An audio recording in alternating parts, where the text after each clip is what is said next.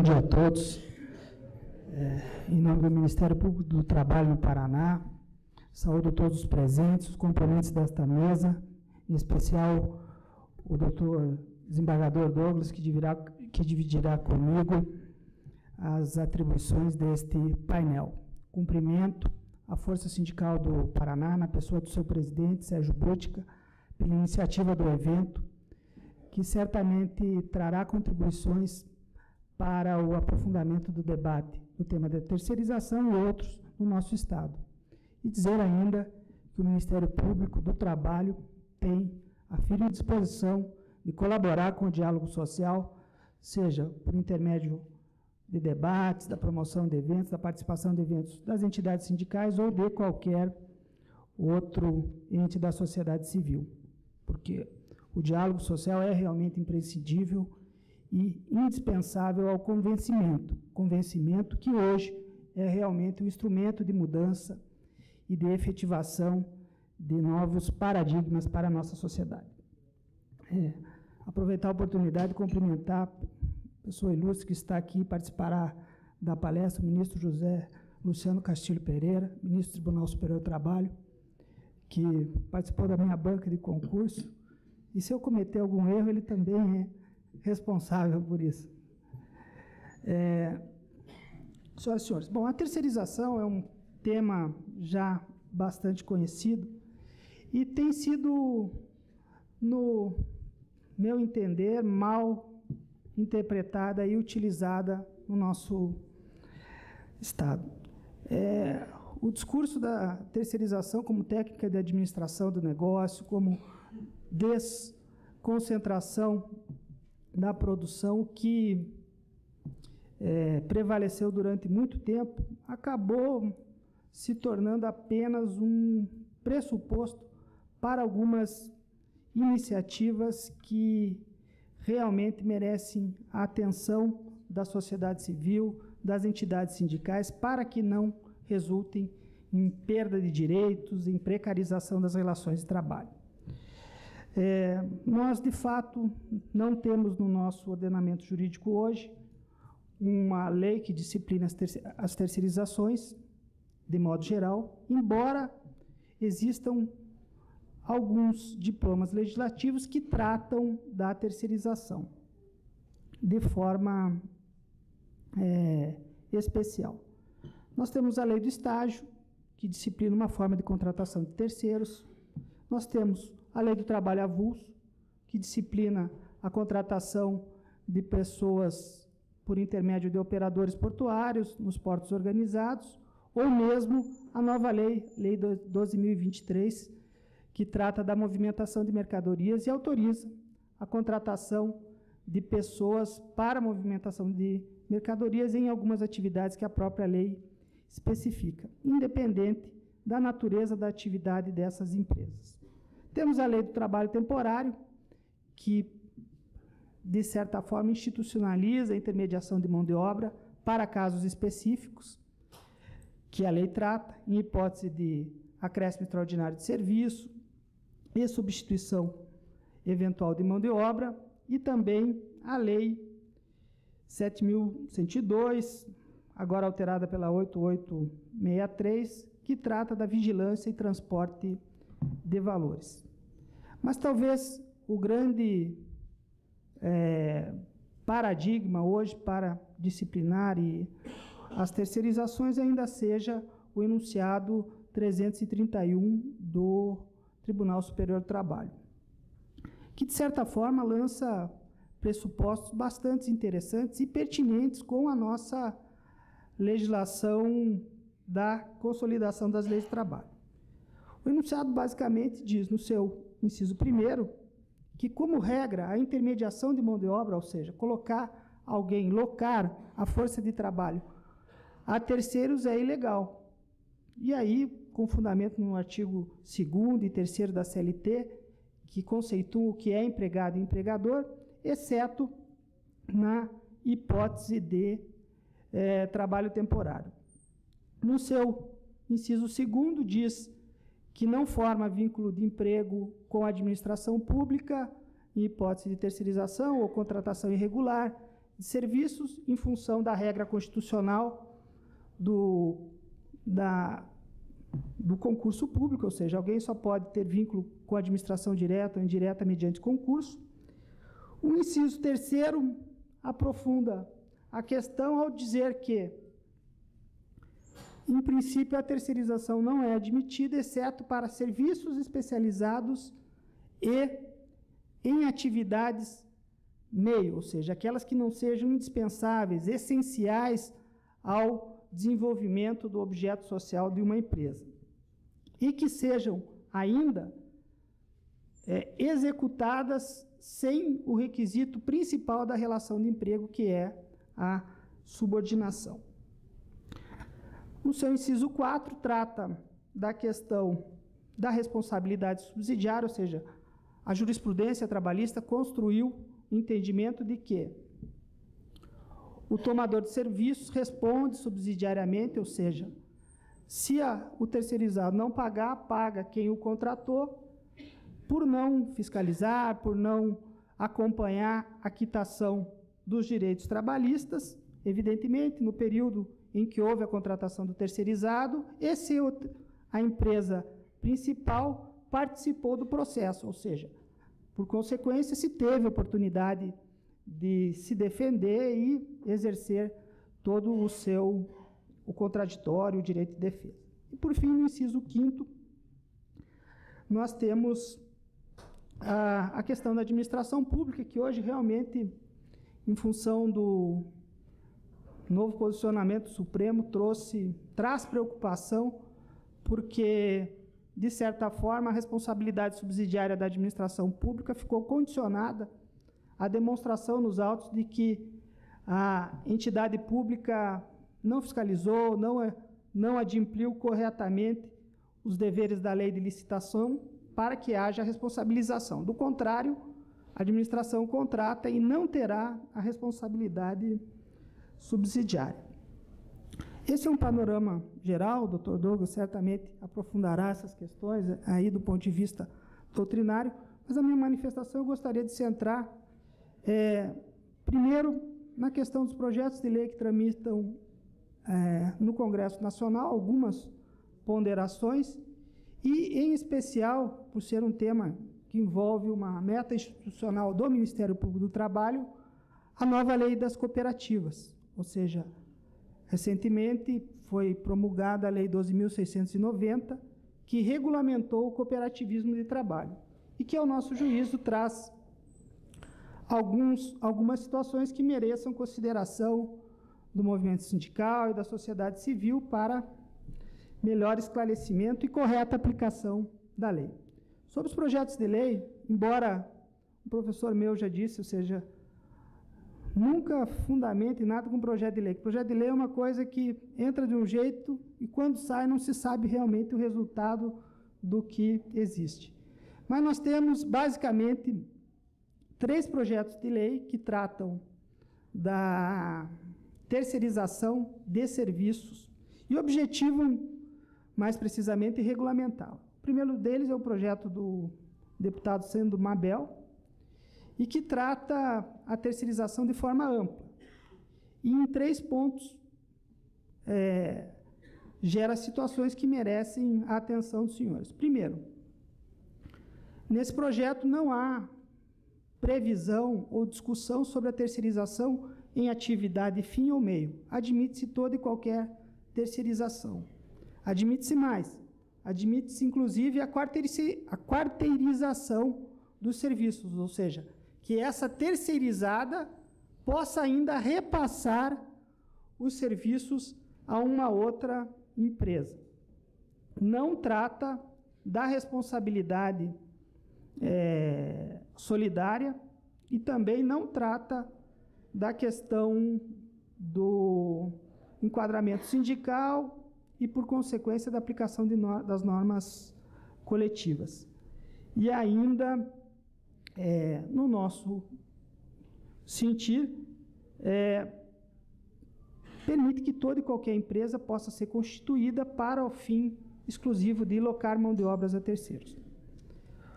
O segundo projeto do deputado Vicentinho, do PT de São Paulo, que não admite a terceirização apenas de serviços especializados, mas não retrata a quarteirização, não disciplina a questão do enquadramento sindical e também não fala da aplicação das normas de saúde e segurança do trabalhador. Quais normas serão? Se é atividade principal, se é atividade meia, etc. e tal. E, por fim, houve recentemente uma unificação desses projetos e tramita hoje, sob a condução do deputado Roberto Santiago, que também acho que é oriundo do movimento sindical, uma tentativa de encontrar um meio termo com relação a esses projetos que tramitaram na Câmara. A proposta que foi veiculada, inclusive objeto de algumas audiências públicas, e aqui no Paraná houve a realização de uma delas na cidade de Londrina, incide no equívoco, a meu juízo, de permitir a terceirização em qualquer atividade, desde que sejam serviços especializados, sem fazer referência à atividade essencial ou não. Trata aí um avanço, trata da possibilidade de responsabilidade solidária do tomador e do prestador de serviços, institui, de certa forma, a possibilidade de um capital mínimo para a constituição de da empresa prestadora de serviço, o que é um avanço, porque nós sabemos hoje que o grande perigo da terceirização é as empresas inidôneas que permeiam o mercado. Ou seja, é comum hoje ter um empresário que tem apenas uma mesa, um escritório e uma pasta para que participa de licitações, visita as empresas e não tem patrimônio algum à sua atividade empresarial para fazer frente às obrigações decorrentes do contrato social. E, nesse sentido, acaba lesando os trabalhadores, acaba impondo passivo trabalhista àqueles tomadores incautos que contratam essas empresas e prejudicando de forma geral o mercado de trabalho. Mas esse projeto de lei também do deputado Roberto Santiago, que traz alguns avanços, sem dúvida nenhuma, embora a questão da natureza da atividade mereça ser melhor aprofundada, ainda não avançou. Por fim, fazer alguns comentários para não vencer o meu tempo sobre a nova lei das cooperativas. O governo federal editou a lei 12.690, que, de certa forma, ressuscita um moribundo, pelo menos, para não dizer, que era a situação das cooperativas de trabalho.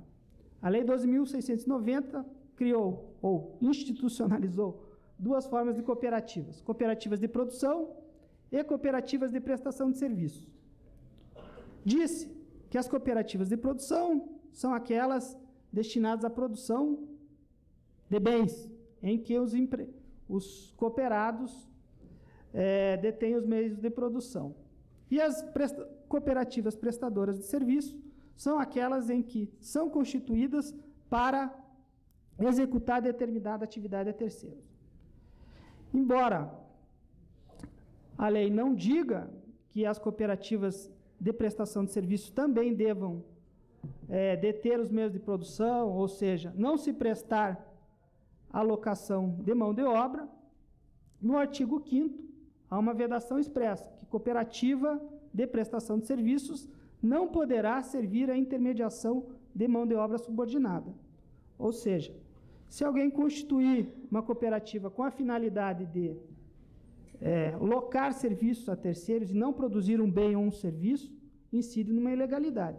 Mas aqui me parece que o legislador também deixou uma armadilha, porque acabou falando que não é possível a intermediação de mão de obra subordinada, deixando transparecer que se houvesse uma intermediação de mão de obra, se houvesse a possibilidade de uma intermediação de mão de obra não subordinada, essa cooperativa poderia existir.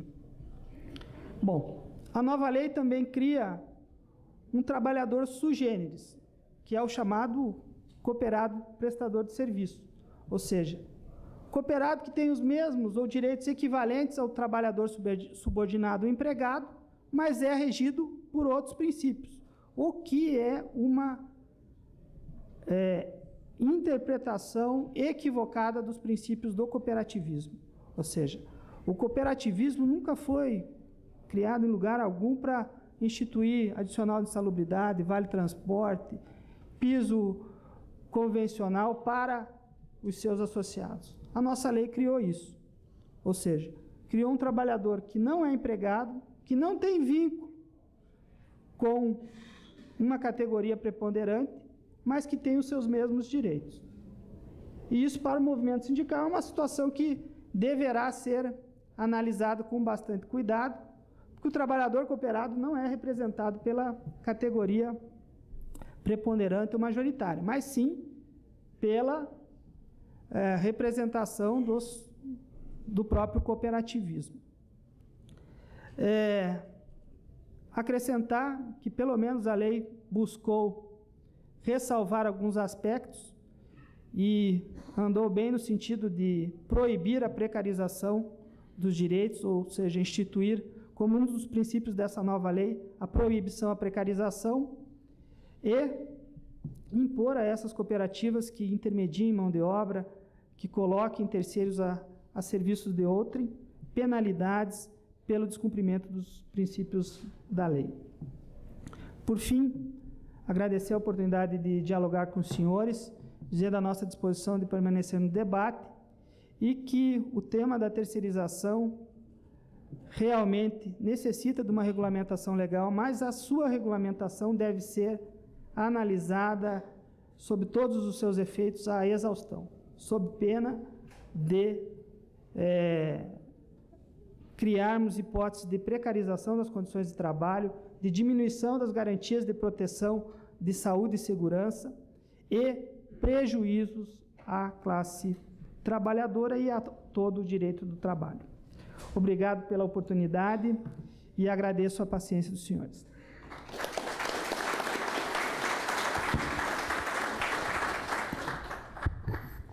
Enquanto não houver uma legislação que regulamente a matéria, não há como garantir a igualdade de direitos, senão pela negociação coletiva, que é um instrumento que os sindicatos deveriam insistir e lutar para este tipo de situação. Mas o que realmente me preocupa, e acontece, inclusive aqui já no Paraná, é que às vezes para fazer frente à terceirização e outras situações do mundo sindical, cada vez mais os sindicatos ampliam as suas atividades de abrangência. E chega a situações que são, assim, geram no mínimo uma dúvida. Abrange desde uma atividade industrial até outras que aparentemente não guardam relação entre elas. E o senso de representação e a capacidade de ação sindical fica muito reduzida. Com relação à pergunta aí da questão da regulamentação e os princípios que foi feito, acho que até o Dr. Douglas falará melhor, mas, exato, existe a legislação não permite a fraude, existem princípios como o da primazia da realidade, o conceito de empregado e empregador são conceitos bem definidos na consolidação das leis do trabalho, ou seja, prestação de serviço subordinada, a própria jurisprudência do TST já define isso, mas há situações em que o avanço tecnológico, a modernização dos meios de produção traz a análise do juiz e dos operadores do direito, em que talvez a regulamentação seja um caminho necessário. Agora, uma regulamentação que busque, se esse é o discurso, a especialização do serviço, a melhoria do processo, não a precarização dos direitos, não a supressão de garantia dos trabalhadores.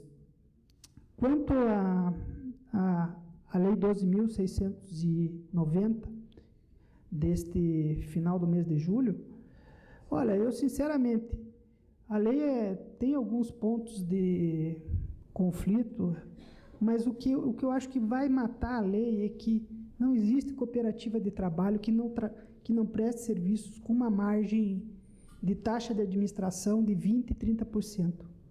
Não tem como igualar, manter custo, tendo que pagar adicional de insalubridade, 13º, e todos esses direitos que foram incutidos. Agora, a lei traz um paradigma perigoso, ou seja, permite que a cooperativa preste serviço em qualquer atividade e, inclusive, participe de licitações para objeto da sua finalidade social, ou seja, prejudicará, inclusive, as empresas prestadoras de serviço.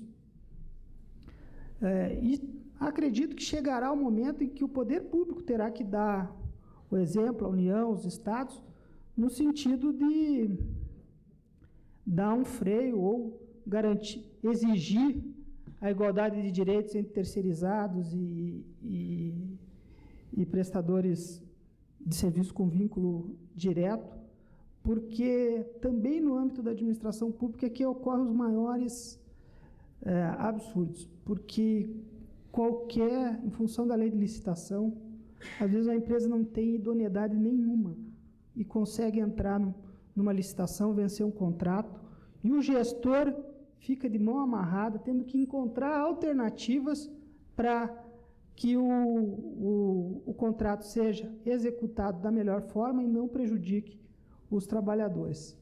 Essa é uma situação que também deve ser pensada.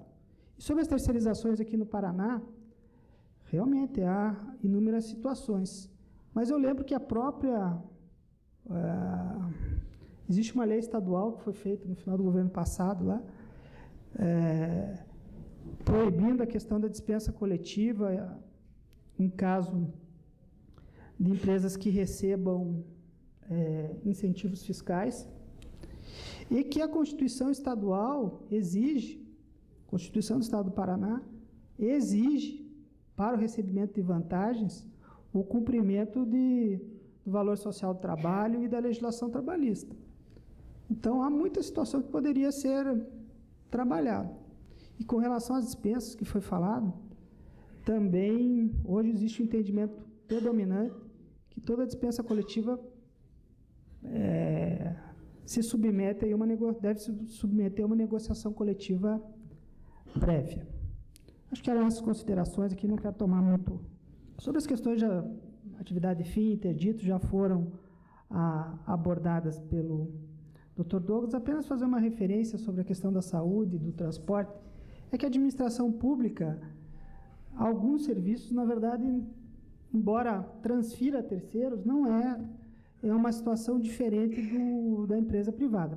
Se faz mediante concessão, como é o caso do transporte em Curitiba, há uma empresa, Sociedade de Economia Mista, a qual repassa, que a lei autoriza, mediante licitação, a entes privados para a execução desse serviço, né?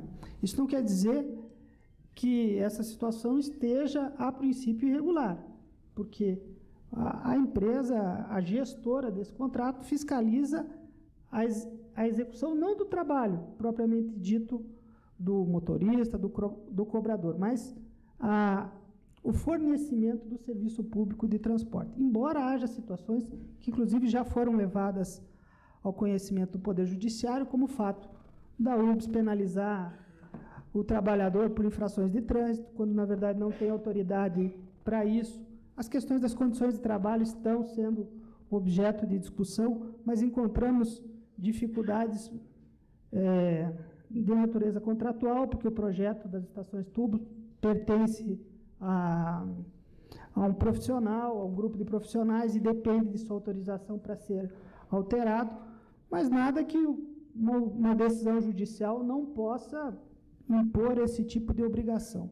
Aliás, o manejo da tutela inibitória das ações civis públicas deveria ou pode ser mais frequente pelos sindicatos, né?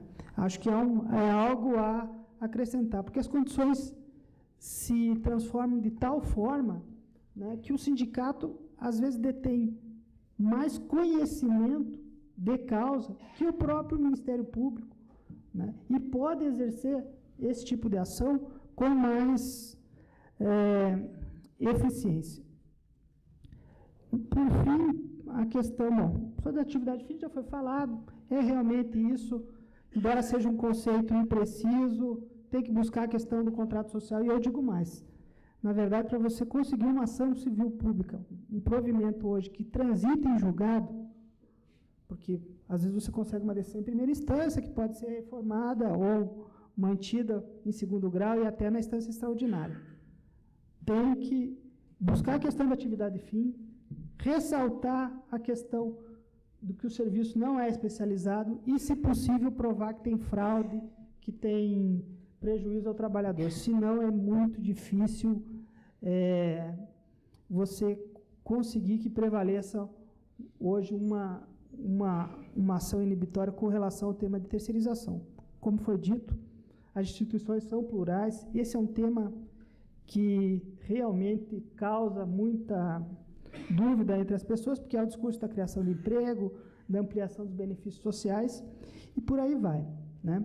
Então, por isso que eu insisto, embora eu ache que a terceirização seja algo mais prejudicial do que benéfico, a regulamentação é importante, e é importante a participação da sociedade civil organizada, fiscalizando o processo legislativo e até propondo ideias para que nós não tenhamos uma legislação que, cedo ou tarde, a meu juízo, irá vir, que seja mais danosa do que os conceitos que nós temos hoje. Mais uma vez, agradeço a força sindical e a participação dos senhores e desejo toda a sorte aí nos demais trabalhos desta manhã e à tarde. Agradecendo, doutor.